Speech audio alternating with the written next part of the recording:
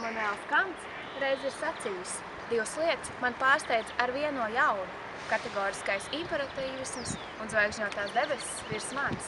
Tie ir jautājumi, kas ir aktuāli arī manā dzīvē. Kāpēc visums ir tāds, kāds tas ir? Un kas tas ir par spēku, kas dzīvo manī un liek man jautāt par neatklāto zvaigžņotajās debesīs? Un neapmierināties ar esošo. Tā ir vēlme uzzināt vairāk nekā iespējams es spēju. Un reizēm tu tāpat savu prieku pēc atvērs logu.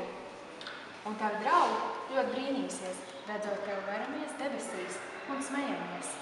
Tad tu viņiem teiksi: jā, zvaigznes ar vienu liek man smieties. Exupéry, Mazais princis, man rada asociāciju pašai ar sevi, jeb to, ka ticībā, ka zvaigznes ir ar mani un vienotībā ar kosmosu, es spēju būt laimīga un smieties.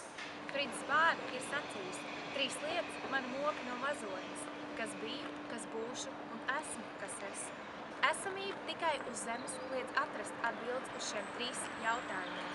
Un vienīgais veids, kā uzzināt ne tikai par sevi, bet par cilvēci kopumā, kā pagātnes, tā nākotnes skatījumā, ir ceļš uz kosmosu.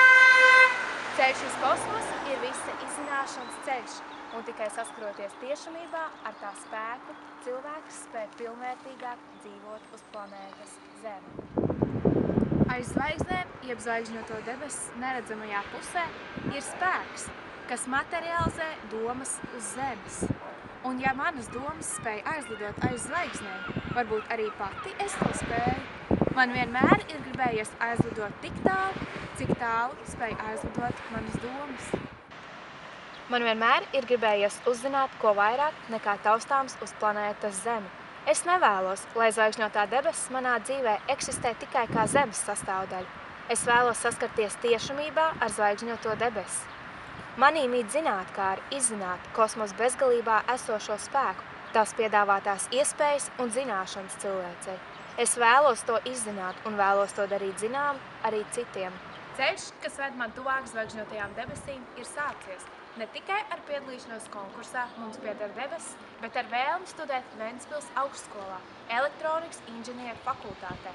Tādējādi studiju gados gūtās zināšanas fizikā, pilnveidot un profesionālā jomā pilnveidoties profesijai, kas saistīta ar zvaigžņoto debesu jeb kosmosu.